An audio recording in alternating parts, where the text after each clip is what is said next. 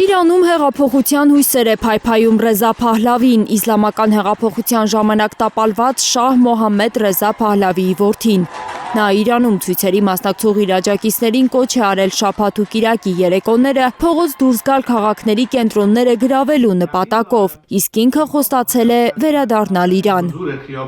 Ըստ իրանագետ Վարդան Ոսկանյանի, Փահլավին ուզում է իրեն ներկայացնել ցույցերի հիմնական առաջնորդ և ստանալ Միացյալ Նահանգների նախագահի աջակցությունը։ Մեր նպատակը այլևս պարզապես փողոց դուրս գալը չէ։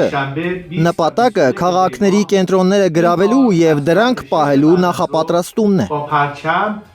Փահլավիի նկարը Իրանի փողոցներում վերև պարզող ցուցարարները գիշերը գրոհել են հիվանդանոցներ, 26 բանկ, 25 մզկիթ, հրդեհել մոտ 5 տասնյակ հրշեջ մեքենաներ։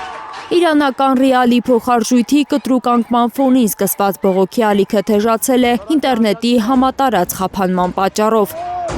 Ըստ Իրանի տեղեկատվական և հաղորդակցական տեխնոլոգիաների նախարարության, երկրում ստեղծված իրավիճակի պատճառով են անջատումները։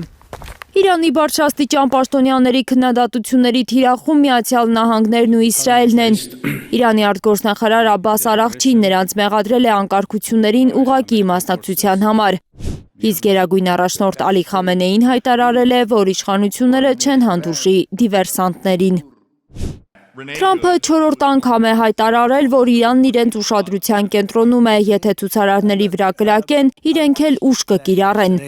Բայց Թրամփի խոսքով չեն պատրաստվում ամերիկյան զորքով մտնել Իրան։